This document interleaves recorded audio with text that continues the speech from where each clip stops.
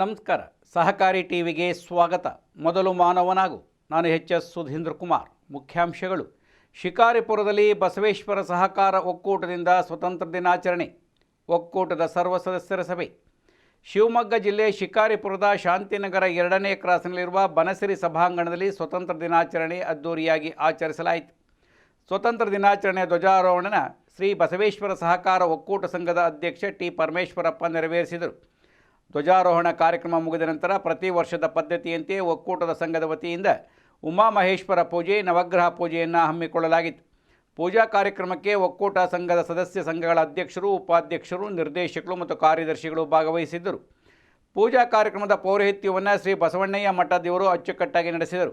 ಎಲ್ಲರೂ ಕಾರ್ಯಕ್ರಮದಲ್ಲಿ ಉಪಸ್ಥಿತರಿದ್ದು ಧ್ವಜಾರೋಹಣ ಮತ್ತು ಪೂಜೆ ಯಶಸ್ವಿಯಾಗಲು ಸಹಕರಿಸಿದರು.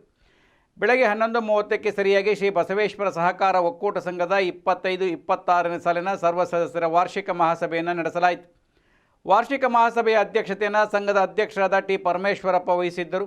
ಮುಖ್ಯ ಅತಿಥಿಗಳಾಗಿ ಕರ್ನಾಟಕ ರಾಜ್ಯ ಮಹಿಳಾ ಸಹಕಾರ ಮಹಾಮಂಡಲದ ನಿರ್ದೇಶಕರಾದ ಶ್ರೀಮತಿ ಶಿವಮ್ಮ ಬಸವರಾಜಪ್ಪ, ಕರ್ನಾಟಕ ರಾಜ್ಯ ಸಹಕಾರ ಚಲನಚಿತ್ರ ಲಲಿತಕಲಾ ಮಹಾಮಂಡಲ ನಿರ್ದೇಶಕ ಟಿ ವಿ ತೀರ್ಥ ಪ್ರಸನ್ನ, ಜಿಲ್ಲಾ ಸಹಕಾರಿ ಯೂನಿಯನ್ ನಿರ್ದೇಶಕರಾದ ಶ್ರೀಮತಿ ಮೀನಾಕ್ಷಿ ಬಸವರಾಜ್, ಜಿಲ್ಲಾ ಕೈಗಾರಿಕಾ ಸರಬರಾಜು ಮಾರಾಟ ಸಹಕಾರ ಸಂಘದ ನಿರ್ದೇಶಕರಾದ ಶ್ರೀಮತಿ ಗಾಯತ್ರಿ ಸುರೇಶ್ ಮತ್ತು ಶ್ರೀಮತಿ ಕಮಲಾ ಶಶಿಧರ್, ಜಿಲ್ಲಾ ಸಹಕಾರಿ ಮಾರಾಟ ಒಕ್ಕೂಟದ ನಿರ್ದೇಶಕರಾದ ಎಂ ನಾಗರಾಜಸ್ವಾಮಿ, ವೈ.ಎಚ್. ರಾಜಶೇಖರ್, ಸಂಘದ ಆಡಳಿತ ಮಂಡಳಿ ನಿರ್ದೇಶಕರು ಭಾಗವಹಿಸಿದ್ದರು. ಶ್ರೀಮತಿ ಶ್ರೀದೇವಿಯವರ ಪ್ರಾರ್ಥನೆಯೊಂದಿಗೆ ಮಹಾಸಭೆಯನ್ನು ಪ್ರಾರಂಭಿಸಲಾಯಿತು. ಸಂಘದ ಕಾರ್ಯದರ್ಶಿ ಶ್ರೀಮತಿ ಮಂಗಳಾ ವಿಶ್ವೇಶ್ವರಯ್ಯವರು ಸಭೆಗೆ ಆಗಮಿಸುವವರಿಗೆಲ್ಲ ಸ್ವಾಗತ ಕೋರಿದರು. ವೇದಿಕೆ ಅಲಂಕರಿಸಿದ್ದ ಗಣ್ಯರೆಲ್ಲ ಸೇರಿ ದೀಪ ಬೆಳಗಿಸುವ ಮೂಲಕ ಉದ್ಘಾಟನೆ ಮಾಡಲಾಯಿತು. ಮಹಾಸಭೆಯ ನೋಟಿಸನ್ನು ಶ್ರೀಮತಿ ಅಶ್ವಿನಿ, ಹಿಂದಿನ ಸಭೆಯ ನಡವಳಿಕೆಗಳನ್ನು ಶ್ರೀಮತಿ ರಾಜೇಶ್ವರಿ, ವಾರ್ಷಿಕ ವರದಿಯನ್ನು ಶ್ರೀಮತಿ ಗೀತಾ, ಅಂದಾಜು ಆಯವ್ಯವನ್ನು ಶ್ರೀಮತಿ ಶಾಂತ, ಮುಂದಿನ ವರ್ಷದ ಕಾರ್ಯಚಟುವಟಿಕೆಯನ್ನು ಶ್ರೀಮತಿ ಯಶೋಧ ಇವರು ವಾಚನ ಮಾಡಿದರು. ಮಹಾಸಭೆಯನ್ನು ಉದ್ದೇಶಿಸಿ ನಿರ್ದೇಶಕರಾದ ಡಾಕ್ಟರ್ ಬಿ ಡಿ ಭೂಕಾಂತ್ ರವರು ಮಾತನಾಡಿದರು. ಒಕ್ಕೂಟದ ವತಿಯಿಂದ ಪ್ರತಿ ವರ್ಷವೂ ಪೂಜಾ ಕಾರ್ಯಕ್ರಮವನ್ನು ನಡೆಸುತ್ತಾ ಬಂದಿದ್ದೇವೆ. ನಮ್ಮ ಸಂಘವು ಫೆಡರಲ್ ಸಂಘವಾಗಿರುತ್ತದೆ. ಸಂಘಕ್ಕೆ ಯಾವುದೇ ಆರ್ಥಿಕ ಆದಾಯದ ಮೂಲ ಇರುವುದಿಲ್ಲ. ತಾವುಗಳು ನೀಡುವ ದೇಣಿಗೆಗಳಿಂದ ಕಾರ್ಯಕ್ರಮ ನಡೆಸಲಾಗುತ್ತಿದೆ ಎಂದು ತಿಳಿಸಿದರು. ಏಪ್ರಿಲ್ ತಿಂಗಳಿಂದ ಮಾರ್ಚ್ ತಿಂಗಳವರೆಗೆ ಒಕ್ಕೂಟದ ವತಿಯಿಂದ ನಡೆಸಲಾಗುವ ಕಾರ್ಯಕ್ರಮಗಳ ಸಂಪೂರ್ಣ ವಿವರಗಳನ್ನು ಸಂಘದ ಕಾರ್ಯಚಟುವಟಿಕೆಗಳ ಬಗ್ಗೆ ಸದಸ್ಯರಿಗೆ ತಿಳಿಸಿದರು.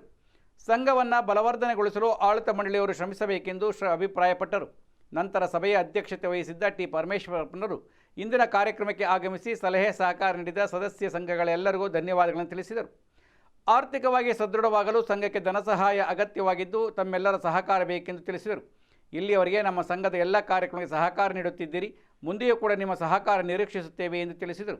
ಯಾವುದೇ ಕಾರ್ಯಕ್ರಮಗಳು ಯಶಸ್ವಿಯಾಗಬೇಕಾದರೆ ಎಲ್ಲರೂ ಸಮಾನ ಮನಸ್ಸಿನಿಂದ ಸಹಕರಿಸಿದರೆ ಮಾತ್ರ ಸಾಧ್ಯವಾಗುತ್ತದೆ ಎಂದರು. ಬೆಳಗ್ಗೆ ಧ್ವಜಾರೋಹಣ ಕಾರ್ಯಕ್ರಮದ ಪ್ರಾರಂಭವಾಗಿ ಪೂಜಾ ಕಾರ್ಯಕ್ರಮಕ್ಕೆ ಪಾಲ್ಗೊಂಡು ನಂತರ ಮಹಾಸಭೆಯಲ್ಲಿ ಭಾಗವಹಿಸಿದ್ದಕ್ಕಾಗಿ ಎಲ್ಲರಿಗೂ ಮತ್ತೊಮ್ಮೆ ಧನ್ಯವಾದಗಳನ್ನು ತಿಳಿಸಿ ತಮ್ಮ ಭಾಷಣವನ್ನು ಮುಗಿಸಿದರು.